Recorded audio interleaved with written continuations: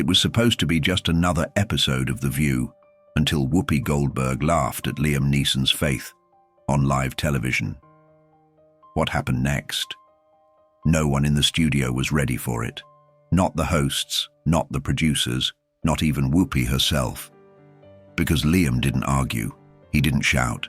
He said one quiet sentence, and it changed everything. Watch until the very end, because what unfolds here might just shift something inside you too. It began with laughter, the kind that fills a studio with artificial warmth, scripted, practiced, and just loud enough to feel like real joy. But beneath it, something else was forming. A silence not born from calm, but from anticipation, the kind that trembles beneath every smile, waiting for a single word to flip the mood of a room upside down. Liam Neeson sat in the guest chair of The View, his posture upright, his expression unreadable. He wore a dark grey suit, crisp but understated, and around his neck, mostly hidden beneath the collar, hung a small silver relic. The lights were hot, the audience alert, but something about him didn't match the energy. He wasn't performing, he wasn't promoting, he was present. The hosts exchanged pleasantries with him, voices cheerful but calculated. Whoopi, of course, was at the center, her charisma steady, her wit sharpened. She leaned in just enough to take ownership of the conversation. Liam nodded, smiled politely, but there was weight in his silence. He didn't speak unless there was something worth saying. And then came the moment. It wasn't loud. It wasn't even obvious. It came wrapped in a joke, one of those jabs meant to sound like humor, but delivered with surgical precision. A comment about faith, light-hearted on the surface, but soaked in condescension. Something about Liam still wearing that little necklace after all his roles in action movies and thrillers. Something about how belief should have been outgrown by now. The audience chuckled, nervously. The kind of laughter people give when they're not sure if they're supposed to be laughing. But Liam didn't flinch. His hand moved instinctively toward his chest, just grazing the chain beneath the fabric. And then he looked at Whoopi, not with anger, not with challenge, but with a depth so quiet it made the studio feel suddenly too loud. His eyes held stories no one had asked about. His silence carried more weight than any comeback could have. Something shifted. Whoopi's grin held, but her posture changed, slightly. Just enough to suggest she felt the room tilting. The audience, sensing it too, quieted without being asked. The cameras zoomed in just a touch, instinctively hunting for a spark. But Liam didn't give them a spark. He gave them gravity. He spoke, finally, and his voice wasn't raised, wasn't forceful. It was low, steady, like someone remembering something that still mattered long after the applause had stopped. And what he said didn't defend his faith. It revealed it. Not in doctrine, not in scripture, but in the simplest truth. He didn't believe because it was fashionable. He believed because it was what held him together when nothing else could. It wasn't what anyone expected, and that's what made it real. The other hosts watched him closely now. There were no cue cards for this. No smooth transitions. Just a man speaking without agenda, without bitterness, only clarity. And in a place built on punchlines and viral moments, something raw was unfolding. A few heads in the audience began to tilt, not in confusion, but in recognition. Whoopi leaned forward again, this time more careful, more measured. She threw another line, a follow-up, meant to tease, to lighten the mood. But it didn't land. Liam didn't give it oxygen. He let it fall flat and answered not with defense but with perspective. A memory, maybe. Something about silence meaning more than sound. Something about the way faith isn't a stage act. It's the thing you turn to when the lights go out. And just like that, the show stopped being a show. The control room didn't cut. The producers didn't interrupt. Even the studio audience, trained to react, held still. It wasn't that Liam had said something controversial. It was that he'd said something true. And in a space where truth was often dressed up as entertainment, That truth stood out like a still flame in a whirlwind. He adjusted the sleeve of his jacket slightly, revealing a glimpse of something silver beneath. Not flashy, not for display, just worn, personal. The edge of a relic tucked close to his skin. It caught the light for half a second, and then disappeared again. But for those who saw it, the message was clear.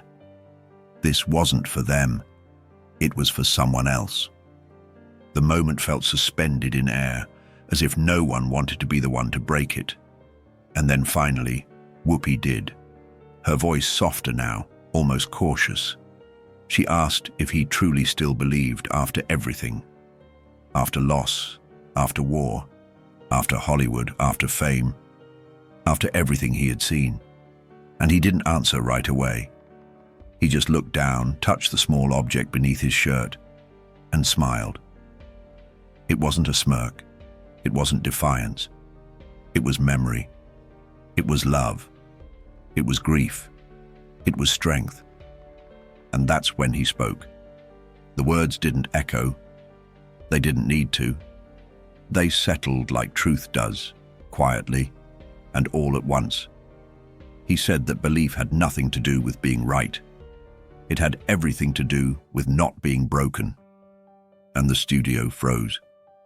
People weren't clapping. They weren't whispering. They were just still. Because somehow, this wasn't about Liam anymore. It was about every person who had ever sat in the dark and wondered if they were the only ones left who still believed in something. And then, just before the segment was supposed to break, just as the producers began to consider whether they should pivot, Whoopi leaned in with a grin that didn't quite reach her eyes and asked the question that would flip the table completely. She asked if he honestly thought anyone was listening when he prayed. And Liam, hand still resting near his chest, lifted his gaze and said, "You'll understand, Whoopi. Just not today. Not yet." The room hadn't moved. No lights had changed. No cue cards had shifted.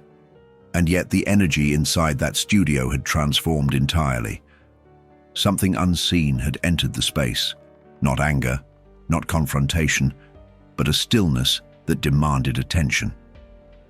Liam Neeson sat as he had from the beginning, composed, steady, and quietly holding the center of the storm. But now, the storm wasn't external. It was inside everyone watching. The audience no longer leaned in for entertainment. They leaned in for something else, maybe answers, maybe validation, maybe just a breath of something real. Whoopi adjusted in her chair. The question she had flung moments earlier now echoed louder than she'd intended. It wasn't a knockout punch, it was a mirror, and she could feel it reflecting back more than she expected. Liam didn't answer right away. He took his time. And in that pause, the silence turned sacred. His fingers gently reached for the silver chain beneath his shirt, this time drawing it out slowly, as if unveiling not jewelry, but memory. The small relic glinted in the studio lights, a tarnished silver locket, simple, delicate, and unmistakably personal. He didn't flaunt it. He didn't explain it. He just held it in his palm and let it sit there, visible and vulnerable. The camera zoomed in instinctively. Not because it was shiny, but because everyone sensed it mattered. And then, softly, almost like a confession, he began to speak, not to the hosts, not even to Whoopi, but to the room itself. He told them it had belonged to his wife. He didn't offer details about her death. He didn't turn it into a story of loss for the sake of sympathy. He spoke of her life, of the quiet way she moved through the world, of the way she whispered prayers into the silence of their home without asking anyone else to join in, of how she prayed for him, not to change him, but to cover him, because she loved him and because she believed. And then he paused. The audience didn't breathe. Liam continued. After her passing, he couldn't sleep. For nearly a year, nights were just walls closing in. He wandered their empty house as if trying to find her shadow. The silence, he said, became unbearable, until one night he opened that locket. Inside was a tiny folded piece of paper, not poetic, not elaborate, just a single line written in her careful, looping handwriting. A line he read every night after that. A line that didn't fix anything, but it kept him from falling apart. He held the locket up for a moment, not to show off, but as a symbol, as proof that some anchors are invisible. The studio remained frozen. Whoopi stared, her fingers tight on her cue cards, as if they could shield her from what was happening. But they couldn't. This wasn't a script. This was truth. And truth, when spoken without fear, dismantles everything that tries to contain it. Another host tried to interject, something light, something to shift the mood. But the words fell flat. Liam wasn't performing grief. He was standing inside it, and in doing so, inviting others in. He turned slightly toward the audience, eyes scanning the faces, not looking for approval but connection. And what he saw was unmistakable. Men and women, young and old, sitting with tears pooling at the edges of their eyes, hands clasped tighter, expressions softened by recognition. Because everyone in that room had lost someone. And now, they weren't watching a celebrity. They were watching a man trying to keep a promise to someone who was no longer here. Whoopi tried again to steer the conversation. Her voice rose, forced a bit of laughter, and threw a quip about how things were getting a bit too spiritual for daytime TV. It was meant to be a joke, a release valve, but it didn't land. Liam didn't flinch. He simply looked at her and said what no one expected, that sometimes the most radical thing you can do in front of millions is not to entertain, but to remember. The studio didn't know how to react. This wasn't a viral soundbite. It was something slower, something deeper, the kind of moment that doesn't trend, but stays. He spoke of how belief wasn't about proving something to others. It was about holding something when everything else slipped away. He said the world had become so loud, so fast, so eager to mock anything that couldn't be measured, that it had forgotten the strength found in stillness. And then, in a voice barely louder than a breath, he said that faith didn't make him better. It made him honest. It reminded him of who he was when no one else was watching. The room trembled in that truth. In the third row, a woman in her 60s wiped her eyes with the edge of her sleeve. On the far left, a young man lowered his phone, finally choosing to listen instead of record. In the back, a producer mouthed to someone, "We've lost the format." But another whispered back, "No, we've found the moment." Whoopi shifted again. Her armor, wit, irony, command was failing her. And somewhere between that shift and the silence that followed, she realized this wasn't about her anymore. She had tried to control the narrative, but the narrative had rewritten itself around a truth she hadn't expected to hear. Liam, sensing the weight of the moment, gently opened the locket again, and this time he unfolded the tiny note. The paper was yellowed with age, the creases worn, but the ink still held strong. He didn't read it out loud, not yet.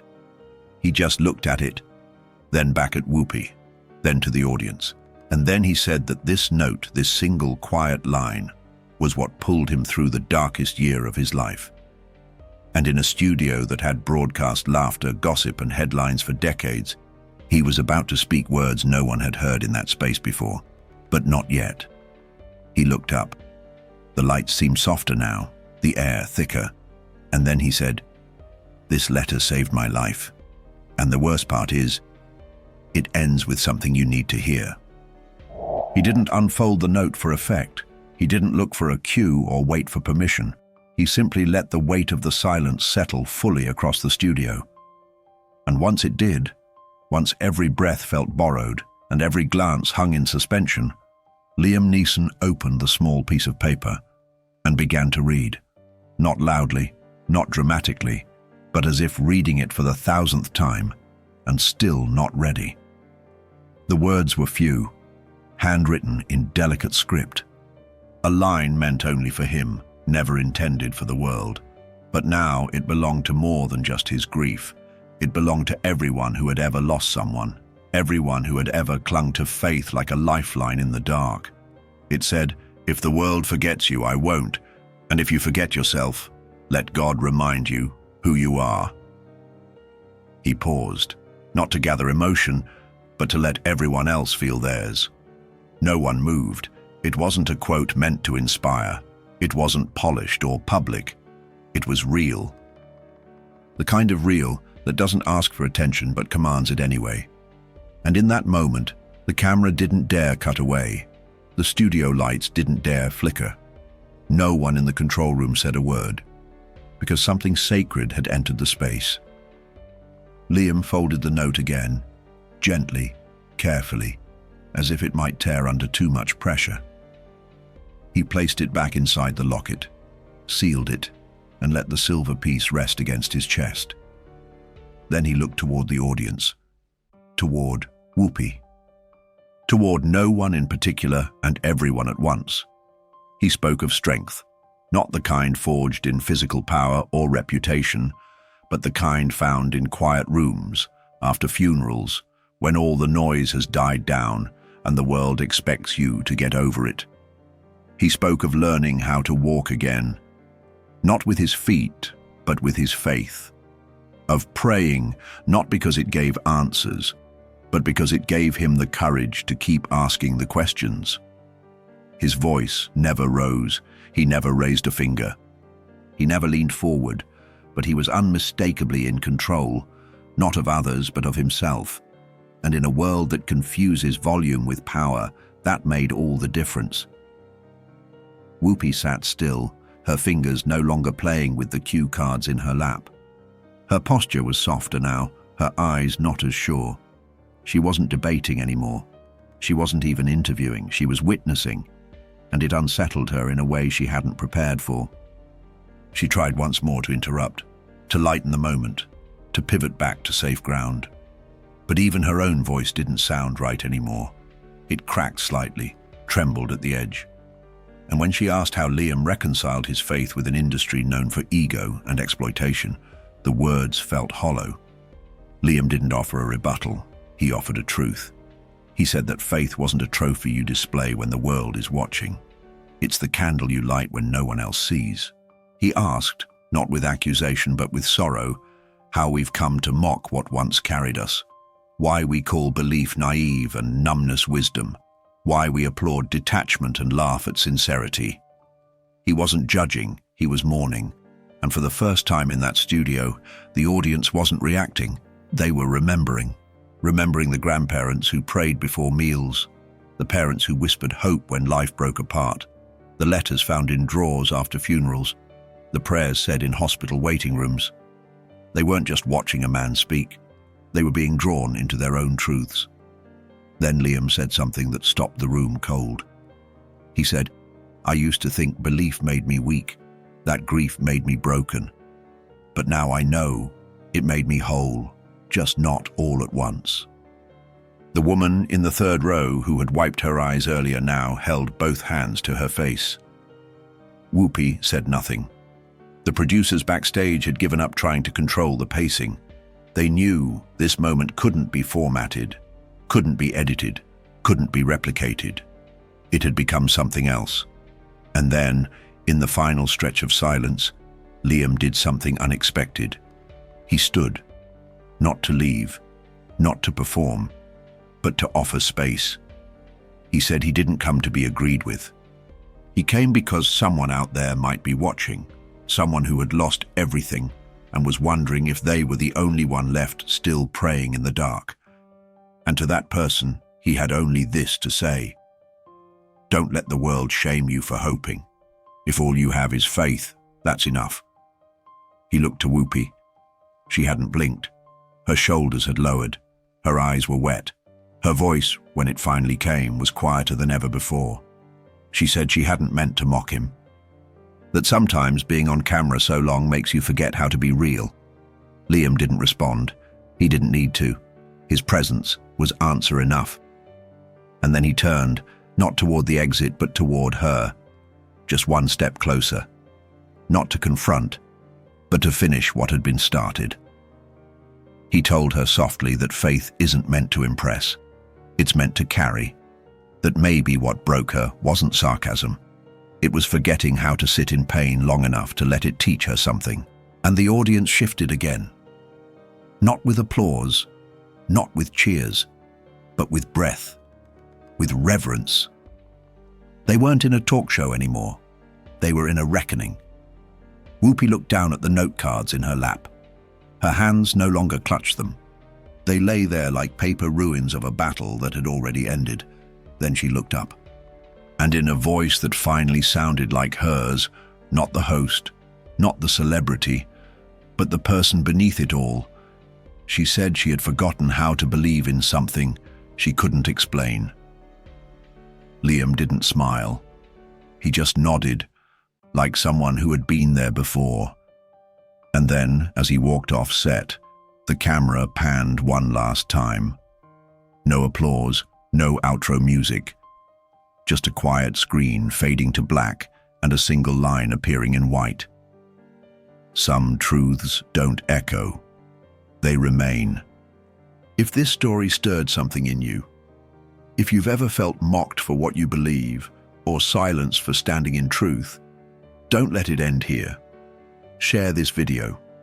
Leave a comment below with the word truth if you've ever held onto something that others didn't understand. And most of all, subscribe, because this channel isn't about noise, it's about meaning. And if the world's forgotten how to listen, we'll be the ones who remind it.